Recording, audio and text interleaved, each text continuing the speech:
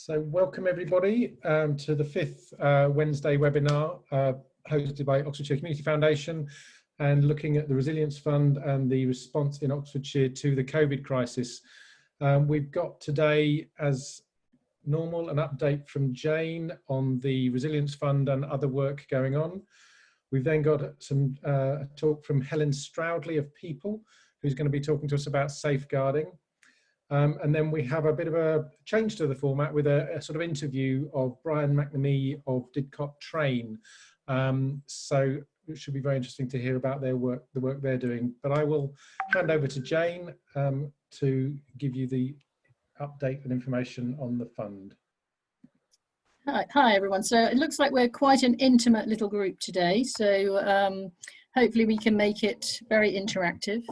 And as has always been the way, we're constantly reviewing how we maybe use these weekly Wednesdays, and it's absolutely brilliant that Amanda Punsonby, the current High Sheriff of Oxfordshire, is on the call again today, because we are hoping that as we move forward, perhaps these weekly moments, and whether they remain weekly is perhaps for us to just review.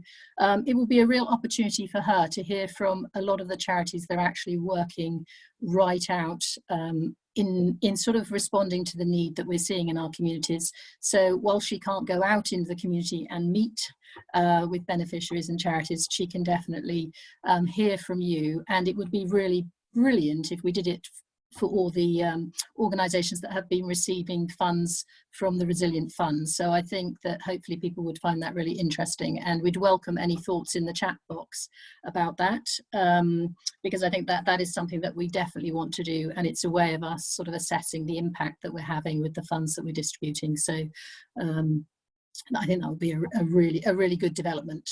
So as we know, we are looking at still the responding phase, and we are seeing a number of applications. So I thought what I'd do is actually share the next slide, which looks at the sort of, if you like, the daily flow rate of applications. And I think it's the average is about between 5 and 6 that we're receiving a day, which may not seem a lot, but when you've got a very small team, that's actually quite a bit of work to do. And the total that you can see we've received to date is 123. There are peaks, it appears, that Tuesdays and Fridays seem to be the day when they hit the office. So whether that's people been thinking about it over the weekend or are just going to get it finished for the weekend. So obviously that does have an impact on the team as we're going through assessing and doing the sort of approvals, but I think it's interesting. And obviously the highest peaks were obviously when we immediately launched the fund. So it is important that we keep telling people that we do want to help, that we have funds available, and it would just be interesting to hear from the small group today how they're feeling, have finances started to settle, because I guess at the beginning everyone was a little bit uncertain as to where they could go for help. So that's quite an interesting thought perhaps. Then the other slide now is looking at the total grants paid. So this is just under 200,000. And as I mentioned last week, we are keeping a record of all the ones which we've currently allocated in terms of funding, but we haven't yet managed to be in contact with the group or send the money through our bank account. So you can see there's quite a good amount going out. Food is sort of increasing in importance, I guess. I mean, so from last week, it's slightly gone up. But also the impact of the National Emergencies Trust is now becoming more of a regular feature in our weekly distributions. So the sort of allocations that you see there are largely all going to be coming from the National Emergencies Trust. So that's excellent, and we would like to thank everyone again who's donated to the National Appeal and making sure that Oxfordshire benefits from that. Again, really good that Amanda, the High Sheriff of Oxfordshire, is on the call, because one of the things that I mentioned last week is she's very keen to sort of focus a lot of her year on all of the activity that's going on in some of the more rural and outlying communities across the county. So I know that will be of interest to her, that we are managing to distribute funds sort of around the county. So that's a good story too. Jayne, where's Didcot on your pie chart? Didcot would be in the south, wouldn't it? So it would be I think it's the Wantage one, isn't it? Because it goes with the MP. Right. So this right. is the, who was that? Sorry, I didn't. Brian, it's Brian. It's Brian, yes. Yeah. So I think, so this is going by parliamentary constituents. So, okay. So the MPs as opposed to the districts. Okay. I think it might also be Henley. Henley, so that would be John Howell then. Yeah. Yeah. So I think that, yeah, so, and that is a slight, I mean, that is something we can split it either way. We can do it by the district as well, but that's just the way it's done for this slide is by MP. So that's that one. And then on the donations, obviously we're creeping towards £1 million. We would like to get there pretty soon, and we know that in the pipeline that is highly achievable. And there's some really interesting, I think, developments that I thought I would share today as well. So I think what's been really encouraging for us is that there are a number of collaborations, I think, between funders who are deciding that actually COVID-19 is going to be their major response for the year. And they're looking to do that in slightly different ways. So actually working with the Community Foundation is one way to make sure that funds can be, if you like, received by people that are working locally. But also I think we're seeing quite a few developments from the business world. So one of the latest is the utility companies have all come together and are looking to set up a fund that will benefit COVID-19 response across all the communities where they work. One of those at the moment is Anglian Water, and that's obviously Thames Water slightly is outlying in their area. But I guess that's really encouraging for the organisations, because it means that hopefully the Community Foundation would have further funds from some of these newer donors that we wouldn't previously have worked with. And perhaps another interesting comment to put in here is, I know on one of the previous calls we were asked the question, you know, how do charities reach the £750 million that the government has recently, at the beginning of April, mentioned was making available to charitable sector. And we understood at the time that 300 million of that was going to be going through the National Lottery. And we have been talking to them recently about how they are going to approach the next 6 months. And I believe what's actually happening is so this is really relevant for any organisation that's currently in receipt of Reaching Communities or an Awards for All grant, will be given, if you like, priority to talk to the lottery about their plans for COVID-19. And they are predisposed to make everything really simple, but actually they will be wanting a little bit more detail around your finances.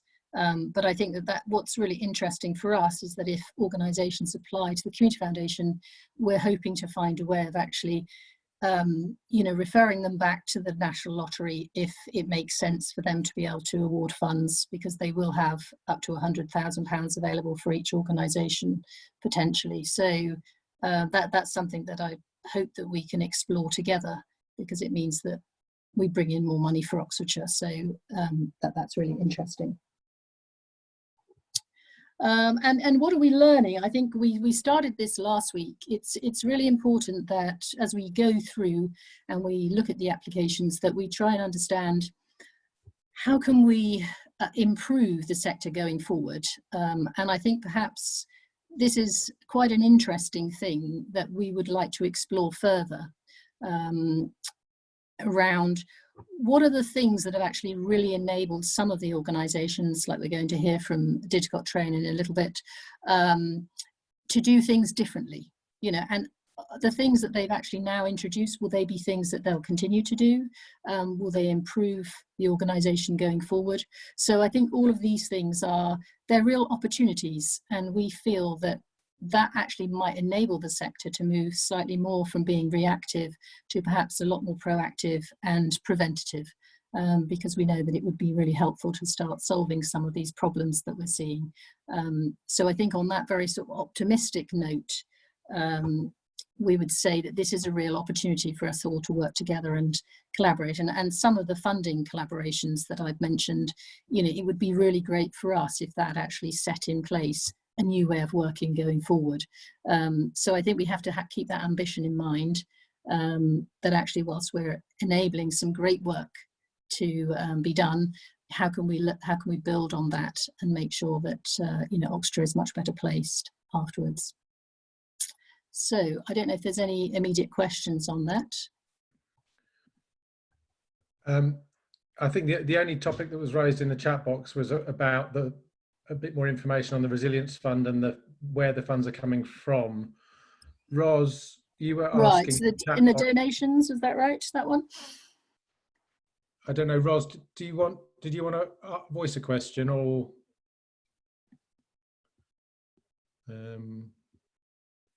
Sorry, I was just unmuting. I was trying to find my thing. Yeah, I think I got it. It was just, it sort of came up and then it sort of said existing. So new is, I was trying to work. So this is money that is going to OCF's Resilience Fund, is it? Yeah. So what we're trying to do is keep a running total, obviously, of all of the funds coming into the Community Foundation. And where they're coming from. So I think we mentioned probably a few webinars ago, at the moment our online donations are not a significant proportion of the funds that we currently are receiving. But the majority of the funds that we've received have come from existing donors or supporters that were familiar to us before.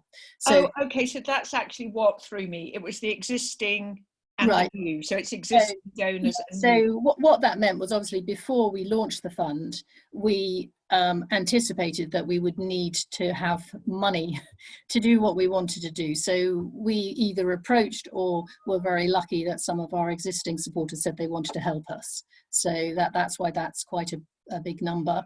But interestingly, the new amount is now 28%. So those are, individuals, or it does include the National Emergencies Trust. So you can see, we imagine that the National Emergencies Trust is going to continue to fund the work of community foundations in our grant making for quite a number of weeks to come. So that's expected to grow, because I think on the big night in, they raised over £50 million. So that was the BBC's big night in, and 20 million of that was to come direct to the National Emergencies Trust. And then the tiny small, the donor advised funds, those are individuals or others who have funds held with the Community Foundation. That's great. That's clarified that. Thank you very much. Perfect. Yeah. Thank you. Any other questions for Jayne before we move on to Helen at Peeple? Okay. Thank you, Jayne. Pleasure. Helen Stroudley, would you like to turn your camera on? And I don't know, do you have your slides, or does someone in OCF have your slides to share?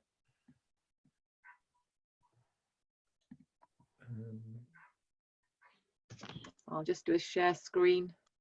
Okay.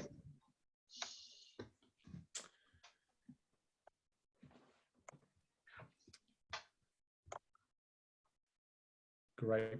I will mute myself. Over to you, Helen. Thank you. Thank you.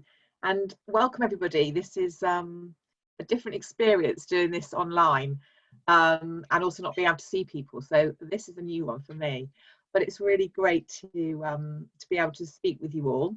I don't know how many people know about the organisation, so I will tell you a bit about who we are and what we do, and hopefully that will set a picture to talk about safeguarding.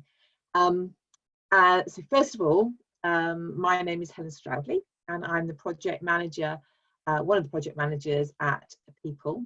And we are, as it said in the intro, we do support families around their home learning, but we also help them in lots of different ways. We want to for children to have the best chances in life, and we do that by working with families, with children and parents together, but also a range of other professionals, such as foster carers, and across the field with different schools and settings.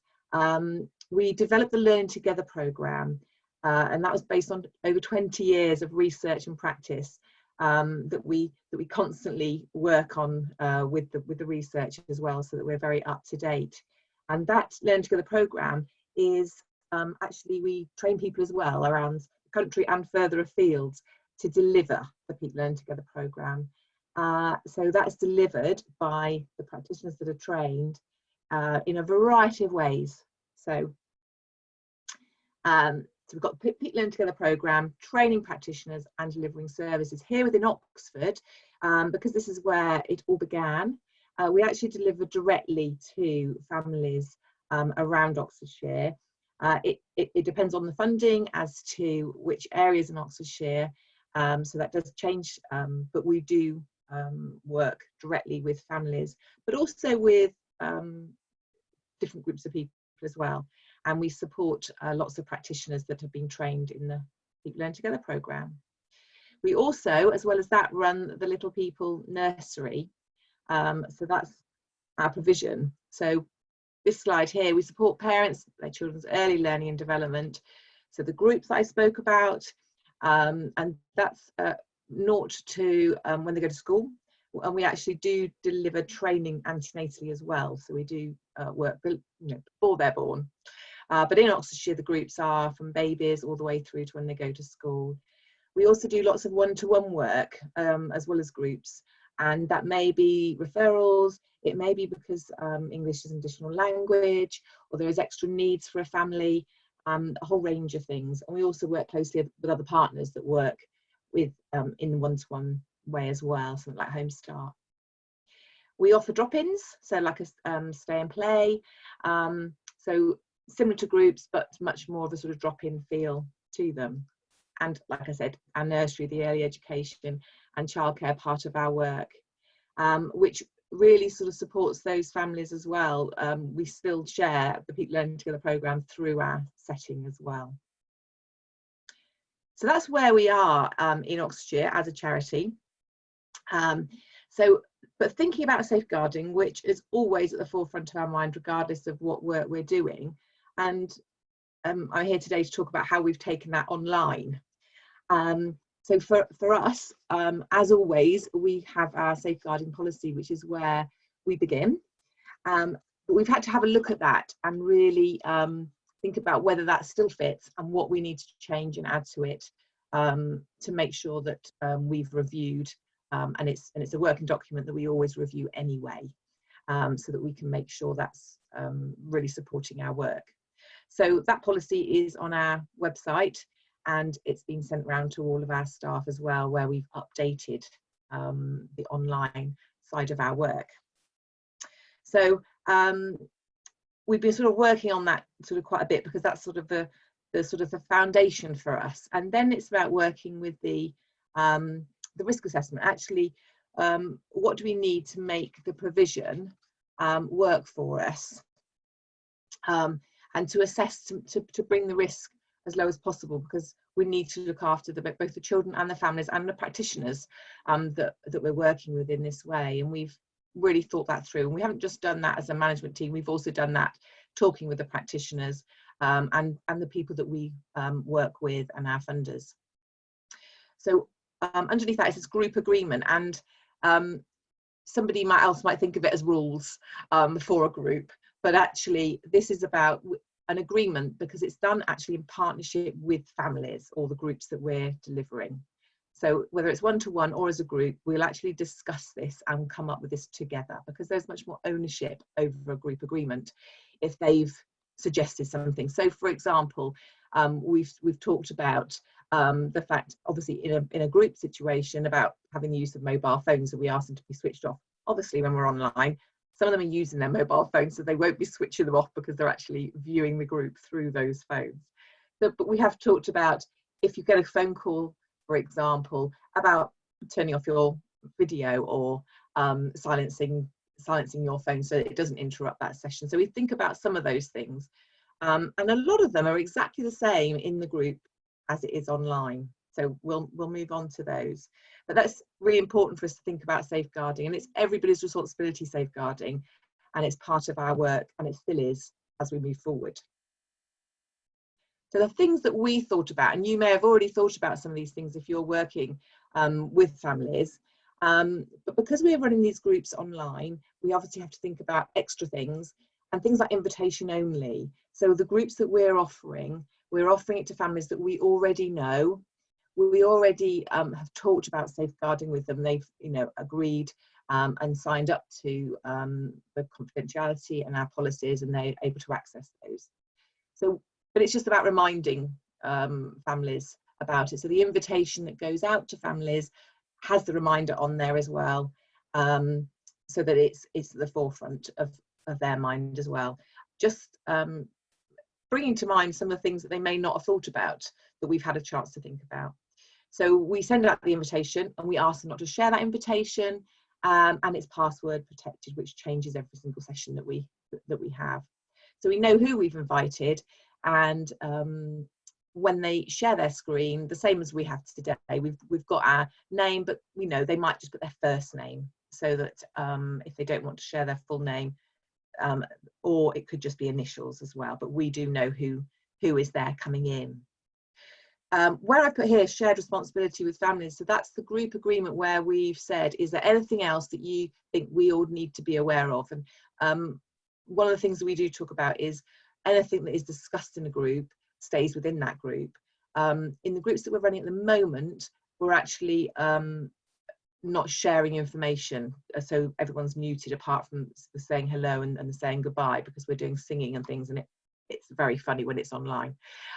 So at the moment, but that doesn't mean that it might not happen in the future, so we're really clear about confidentiality. And they, you know, if they've got some ownership over that group agreement, it just means that moving forward they will remember them and honour them, you know. So things like having respect, listening to others, and we also talk about things like what to be shown on the screen. So it just gets them thinking about it, that they may not have thought before about what's in the background or who is around within the family that might come into shot, what clothes are being worn. You know, we have a chat about it at the beginning of the group. We also have 2 members of staff in each of our groups, and we do that, I'm sure you'll be aware when you're doing some of these things, trying to manage what you're doing and sharing, as well as managing the whole technical side. It sort of needs 2 people. But that second person's responsibility around safeguarding is that what they're seeing on the screen is really important, who they're allowing in from the waiting room into the group, so they know those families, and there's a list of who's been invited. And they've got the power, obviously, to mute and to remove from the group, or just turn their video off as well. Obviously, we've got small children in our groups, and say, for example, the child is having, you know, is toilet training. So it's absolutely fine to turn the videos off. So we sort of talk about that as well, really important. And yes, again, the group agreement. So that's shared actually in the email with the families, and we go back to it. So we verbalise it as well as having something written, so that we've covered everything for the families, so that they feel safe and secure in that space with us, and then they can have fun. And that's on our group agreement, actually, we always have at the bottom, have fun, enjoy. So the other things that I had to think about as manager for my team is that obviously we're all working at home, and we've got details of families, we've got details of how to contact them, because we are in contact and doing one-to-one, and that's been you know, really, we've had to really think about that, because we've obviously, you know, data protection is really important.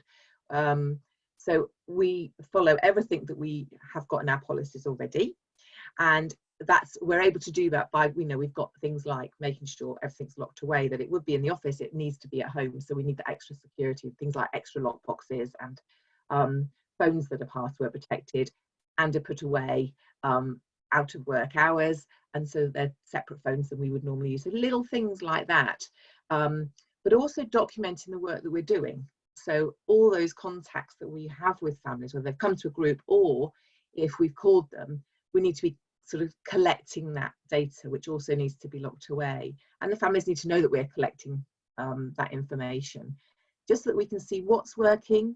I think there's a lot of learning that that's going to come out of this, because we're having some really good conversations with families, and it may be not just around the home learning environment and the work that we normally do. They may be having to be signposted on to some of your other services and the other charities and support that is out there, and we're documenting that to see what support is needed for our families, and that's just as important for us, because that's the whole safeguarding. And if we have any concerns, we would do exactly the same as we would normally do. All of our staff are safeguard trained and DBS checked. So knowing the contact details, which I thought would be really handy for you guys to have on here. The Oxfordshire Safeguarding Children Board is a really useful place to go. If you've got any questions, there are contact details that you'll be able to find information to answer any of your questions, and they will point you in the right direction, and they are great. So, you know, safeguarding is everyone's responsibility, whether you're used to working with children and families or not. There is lots of information there. So do get back to them if you need to. And I've left my contact details on here as well, or the website and our training team's details, if you need to get hold of us at all. Thank you. Thank you, Helen. That was really interesting, and I think laid bare what the challenges are with regard to safeguarding working online. And I know it's a very live issue for many organisations. I've got one quick question on recording. Do you record the sessions so that you have a record? And two, what do you do to prevent people recording and sharing inappropriately video from the sessions or stills? Thank you, Adrian. That's something I've got written down here and I didn't mention. Yes, so we actually asked them not to record the sessions or screenshot as well. And we don't record the session. So the reason we do that, because it's the storing of it, and then you have images of children which we don't keep unless we have written permission for that particular photo, for example. So if we have taken a photograph in a group, normally the parent would see it and sign to say that we could use it, say, you know, within our social media and things. So we don't record the session. We tell them that we're not recording it and they're not to record it. And we've got, so they actually can't record it without asking our permission to do that. It comes up on the screen. The same as the invitation, actually. We say don't share it, but actually they can't. It would come back, this person has shared the invitation. So we're sort of covering ourselves, but also it's about sharing with them why we're not doing it, so they're aware of when they use different things outside of the group, that they're aware of it as well. Yeah, thank you. And can I ask what software you're using? Yeah, we use Zoom. Zoom. Okay. Yes, we are using Zoom. We did think about, we've looked at a lot actually, and had lots and lots of research behind. The Teams is the other option that that in Oxfordshire is being used, but you don't see everybody on screen at once, and it sort of comes and flickers in. And what we do want to see is everybody on the screen, because it makes that feel of a group, that relationship that we are building with families is really important to us. And so we're able to do that because we can see each other and they interact. So yeah, that's why. Thank you. Yeah. Jane, did you? No, just a last question for Helen. And presumably, you're not on a free version of Zoom, are you? Presumably you're on a paid for version. Yeah, paid version. And I mean, we are using it as training as well. I'm using it with the foster carers team as well. And that was my first experience of it, actually, was using it on that. And I thought I might, have lots more questions about, why are you using that? But actually, it's been fantastic. Way of working with the foster carers, and we've got lots done within the session. So it's actually, I'm finding training, I think, is going to move forward. We're going to learn a lot from using these platforms about how to best cope with it and manage it.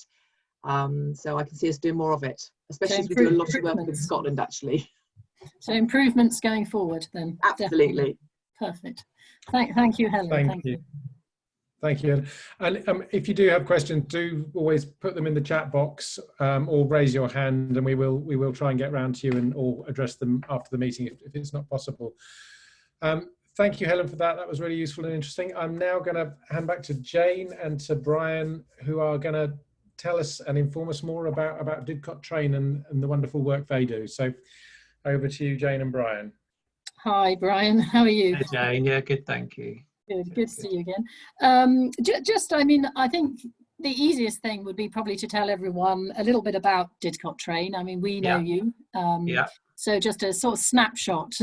Okay, yeah, I'll try and paint a broad picture. So Didcot TRAIN's been going since 2002, and we work with young people aged from 11 to 18 in Didcot and the immediate surrounding villages. We focus mostly on those young people who are vulnerable or in need of support. And typically they might be having a tough time with things. School life might be proving too much. Home life might be challenging. Relationships might be hard to build and maintain. They might be being distracted or worse, misled. Might be being misled into risky behaviours and into risky areas, which would be damaging. And there are often multiple and different challenges taking place, often at the same time. And we're basically there to go and find those people, meet their needs by offering guidance. I mean, everybody, I think every adult needs someone they can go to for help and a listening ear. And we basically get out there, build trust with these young people. If they need us, let them know where we are. And then we offer alternative positive activities, alternatives away from negative risk things. And the ultimate goal is to keep our young people safe, help them to grow and mature in a protected environment and develop them so that they ultimately will fulfill their potential and have a positive impact on the community. Right. And so what sort of activities were you doing, say, just perhaps just to describe before COVID-19 hit, and how have you had to change and adapt those? Yeah, so I'll just do a very quick run through our activities. We've got 12 activities, so they are detached, drop-in, dinner and debate, fitness Friday, chill out Friday, head start with year 6, one-to-one and group mentoring, what we call outreach, which is different from detached. It's more purposeful, there's more of a mission we're on. Participation pathways, young men's group, young women's group, and our flagship program, which is the Explore More program. All of those activities are done face to face. So, and they're all about having contact. So the challenge that COVID-19 gave us was, what can we do regards digital? We set up a subgroup of trustees when COVID first landed, and we gave it the unfortunate name of the Rapid Action Team. So acronyms RAT. RAT. But in the early days, it was clear that there were some things we had to stop. Most things that we could switch to digital. And we, in the early days, were able to put more effort into detached and outreach, which is basically on the streets, in the parks, and places that the young people will assemble. But as as we're tracking, following the government broadcast every day, then that move to detached and outreach was shut down, and we had to go everything towards digital. And so most of what we do that we decided we can shift to digital does translate. Some of it doesn't. So for instance, what translates really easily is one-to-one mentoring. Yeah. So whatever platform you use in Skype, Zoom, or Microsoft Teams, it really works well. And we found, even for a first-time connection, that like Justina leads on this, and she is excellent, and she can make the progress first time with a young person that she'd make with a young person face to face. And so, how is she, sorry to interrupt you there, Barbara, but how are you being introduced to those young people, or are they people that you've already known? Ordinarily we find them from doing our work on the streets. But we also get referrals from schools. We also get referrals from young people whose friends they recognise as having a need, or it come through parents. So so various different ways. I think what's unique about Train is that we do the detached and outreach on the streets, and in that way we go and find young people that sometimes would be inaccessible. We also find young people that would normally be inaccessible through all the different media channels that we use. Right. There has been one question. I think it's largely in your name, Didcot TRAIN, but people wanted to know, where are you actually working? So is it just in and around Didcot, or slightly wider? Yeah, it's Didcot, and then it's the immediate surroundings. Like Didcot's expanding so much. Part of Didcot's expanded into the parish of Harwell, and then you've got like the Hagbournes right beside us, and Blueberry is more or less connected next to Hagbourne. So our constitution says like that's our geographic remit. Right, excellent. And so interesting about the RAP team, but I mean, how have the young people responded to the digital? I mean, is that something that they're really embracing? Yeah, it was really interesting actually. It's the first week that we switched all the activities to digital. We saw 50 new young people, so we Wow. were absolutely thrilled. But if you look now, sort of 6 weeks on, it's really challenging for the staff and also young people. The staff have to be really dynamic about what they offer, and so the sort of things they're doing are trying to make the work they do really topical. So, for instance, last Wednesday was Earth Day. So, so the staff worked hard on things around carbon footprint, things around environmental issues, things around species, things around sustainability, and and then we've done some work with a street artist from New York called Tommy Watkins. And so we built in some artwork into some of those sessions, and they got really well responded to. Another thing that's really important with the young people is if they don't have a rhythm to their day, if they don't have a routine to their day, they'll end up sleeping in bed till the afternoon. So I promise you, so and 3 o'clock I've been told. Right, so they need a reason to get out of bed then. Yeah, so one of the things that Charlotte P did was that she did a daily planner with them. So did it online and showed them how you can do a daily planner from rising to sleeping, and then sort of made it, our young people tend to be competitive, and then made it quite competitive. So sending photos to her and show them how they've structured their day. And so there's some really good examples of how people have embraced that, and they've therefore been able to plan routine in, which is very positive. Brilliant. And they've started to own what they're doing, which is excellent. Yes. So, I mean, there's sort of two other things really, and they might be a little bit related. But I mean, you talked about Earth Day, but was that an opportunity to maybe look at other charities that you could partner with that you haven't partnered with before? I mean, where did you get your information? Is that something that you've done before? We're what we've got is all the trustees have a lead role, and sometimes they have 2 lead roles, and one of my lead roles is stakeholder engagement, and funnily enough, I'm an accredited person on collaboration. So there is a British standard 11,000. So it's very natural for me to reach out. So like we collaborate with and have collaborated for years, basically, with great organisations like James represented today, Sophia. They're amazing. We signpost young people to them in terms of education. Richard, I'm sure James believes this too. Richard is amazing. Absolutely. He was on video 2 weeks ago for you, and what I love about working with Richard is Richard thinks without boundaries.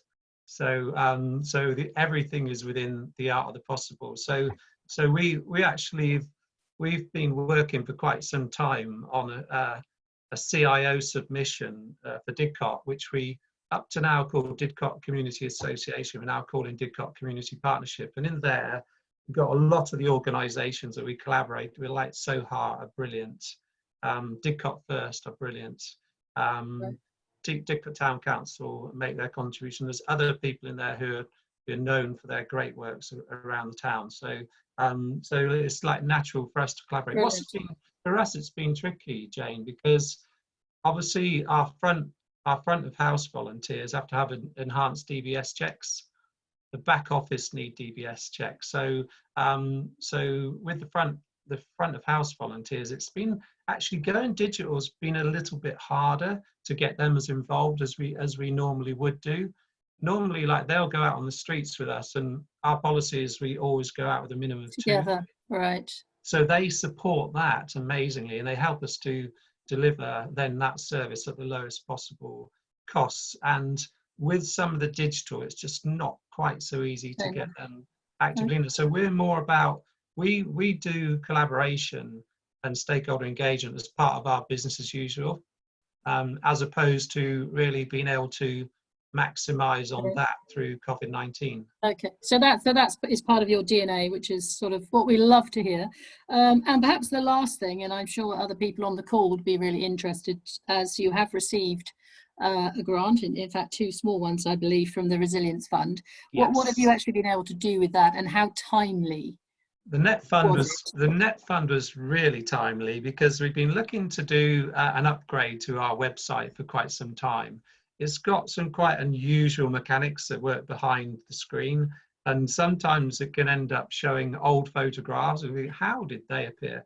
So we thought we were going to get a couple of volunteers to build for us, but every time it fell down. So we managed to get the guy who would give us some mates rates. And so the net monies has gone towards rebuilding the website, which is underway as we speak.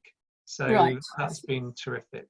And have maybe some of the young people been involved in the sort of website that they like? Or? Yeah, in selection, yeah, we narrowed it down to 3, and then we opened up a selection process to what do you like and why. So just like we do, and we do that with all things. We do that with, like at the moment, with Instagram polls on what do you want for the young people to make sure we're delivering what they want. They take part in interview selection processes with us.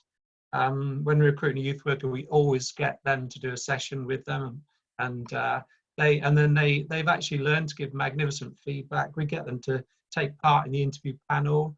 So as much as we can, we give them every experience that we can of actually taking accountability for budgets and programs, helping to plan the major half-term and full-term activity programs that we intensively plan over and above the normal works. So I think that sort of sounds fantastic, and we're pleased that you know, there will be some lasting legacy to the net funds. I think that's always really encouraging, that you can respond better, but actually has a benefit beyond. So I think it's brilliant, and we love the work that you do. I know we've been a supporter, and the collaboration that's going on in Didcot is exemplary. So well done on that too. Thank you. And one thing for Helen was, I'd say, is we've been using Zoom, and we've been using Skype for quite some time for more passive things like trustee board meetings, supplementary ones. We used to always have them in person. But we found through talking to one of our sponsors that Microsoft Teams is free to charities, and because we asked this sponsor would they support us with some monies for the digital transfer, and they actually came up with this, and within 2 days we'd made application and got a grant. Got the software granted to us by Microsoft. Yeah, I would say there's some characteristics of Zoom which are superior for like conferencing and the like, but there's other capabilities in Microsoft Teams too. Absolutely. I would agree with that, Brian. I think. Great stuff. So any questions for Brian? Ollie's still got the hot speaker seat.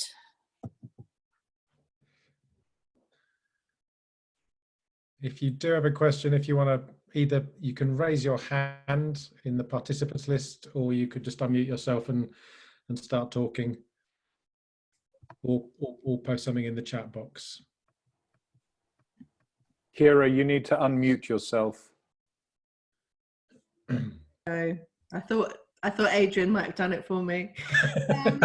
Just a quick question, Brian, to say, can you see that this crisis will change the way that you're working long term, or do you think you'll go back to physical meetings as well with your young people? I think in the lessons learned, we'll definitely maintain some of I feel that some of those things you do in a crisis are often the best things to do anyway.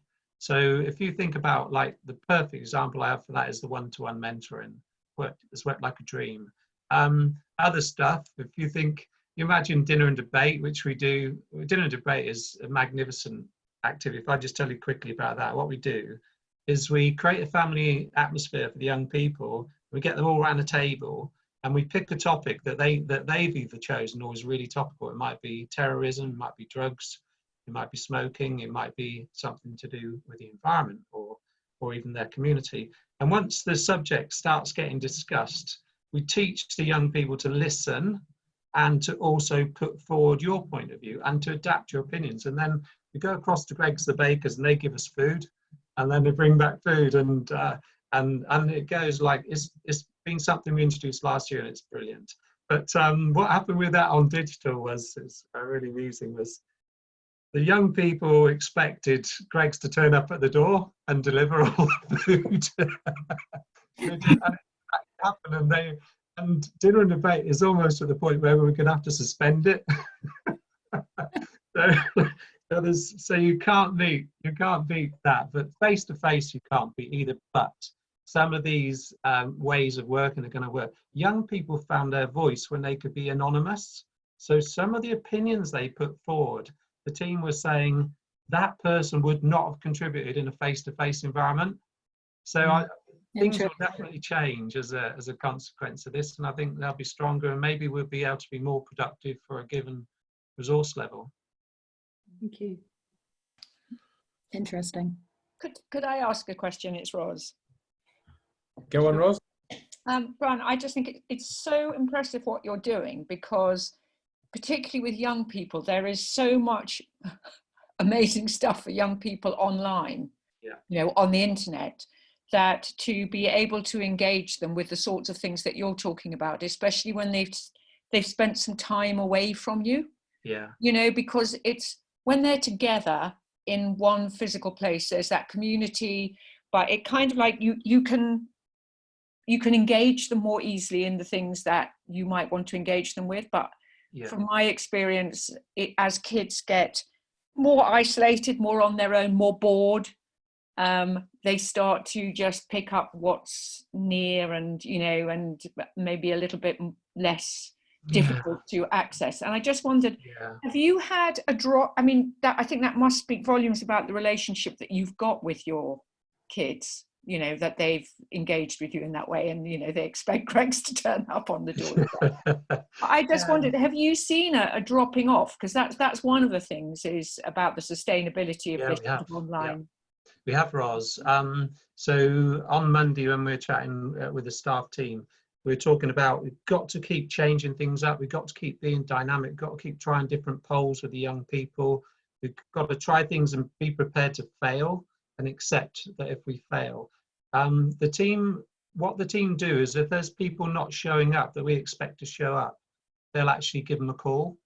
And they're very sensitive about pushing that too far and persisting too much, but they'll try and draw them in. And there's a number of examples of people who've been absent, and then having had a really good call from one of the team, they actually come and more or less had full participation in everything that we've been doing the following week. But the team are worried that as time goes by, that connection is less strong. So that's where newness, we've got to keep bringing newness, and we've got to keep reaching out, and we've got to keep getting them to engage and tell us, what is it that you want? Is there anything you want differently? What is it you want? How can we do it? Do you want to be in part, you know, like constantly reaching out? But it's definitely getting harder. That's the feedback. Yeah, but it's really impressive, I think. And the fact that your team, you know, the idea of trying to engage them, calling back, making it personal, making it interactive, making it competitive, you know, it's really clever what you're doing. Just being that like two things about our ethos. We don't judge the young people. And the other thing is the staff team will always put the young people at the center of everything we do. Sometimes as trustees, you know, like we're trying to run it as a business. We're trying to keep our overheads as low as possible. We double up as a management team, but it's the staff team that always keep the young people at center of everything that we do. Yeah, thank you. Thank you, Ros. Can I ask Brian, I'm picking up on the safeguarding conversation earlier, what your thought processes and actions have been as you've moved online with regard to safeguarding? Yeah, actually, this is why it's not been as easy to use the operational volunteers as much as we would have wanted to. We felt we've had to protect them a little bit. And so when they sign into something, they'll sign it as first name, you know, Train. So like David Train or Sylvia Train or whatever. So the team are very conscious about which of the digital activities they invite the volunteers to come into. Those same operational volunteers, sometimes, Adrian, they'll be leading a session if it's in, you know, their core skill set. You know, it might be something craft-wise or artistic. And so our leader at the moment, Justina's been making sure that she's keeping contact with the volunteers to make sure they keep feeling part of it. So we're trying to keep them as attached as we can, but we are, you know, interestingly enough, they came up as the biggest safeguarding concern that we had at this week's team meeting. Thank you. Kira, you posted something in the chat box. Do you want to just ask the question? Sure. It was really about your comment about failing, Brian, and your sort of tenacity to go back in and try something new. Often, we know from experience at OCBA, something may not have worked in one setting, but wasn't a bad idea or a failure in terms of offering a solution. Yeah. But it's quite difficult to justify going back in for another hit of the funding boat, if you like, because that's failed or it wasn't as successful perhaps as it was. And I wonder if perhaps you've got some inspiration for groups to say, well, we are reporting that as a non-success or perhaps a disappointment in terms of response or engagement, but actually we've rejigged it and had another go. Yeah. Yeah, I think about that, Kira, is like, you know, I was saying old friends are your best friends, new friends are exciting. And I think with the sponsors, you have to keep in communication with them. And that's partly, rather than collaboration, that's part of what we did, was we reached back out to those that are long-term sponsors and really had conversations with them. Look, this isn't working quite as well as we wanted it to. We don't want to keep flogging a dead horse. We want to introduce this instead. And every sponsor seems to meet you with, you know, with a positive attitude. One, we had to call up and say, look, that we were on a 3-year bid and it was the end of year 1. And we said, look, we've achieved all the objectives year 1, but we haven't spent the money, because the way we pulled off that work in schools. I said, so schools provided facilities and materials, and so we got extra money. Can we spend it on doing more activities? And they said yes. So I always find just reach out and talk and share. And I suppose I was thinking about, you know, especially with the move to digital, is it like they're saying, look, there was low numbers on this week. I said, okay, what do we think? Why was it? You know, what does it want to do? How have we checked it? So, but yeah, sometimes it does happen like that. You end up doing something different. I actually think with COVID-19 resilience funds being made available, I think, you know, there's another opportunity there to flex what we've got with existing sponsors and say, look, we've had fantastic COVID-19 support, way beyond what was expected. Can we adapt this to, you know, and can we flex this? And I think we never make excuses. It's always, there's an alternative that we think might be more value adding. And yeah, I think those conversations work, Kira. Thank you. We're almost at time. I've got just one final question from Simon, and then we'll have to wrap up, I think, although we will stay on the call if other people have questions they want to raise after the official end of the meeting. So Simon.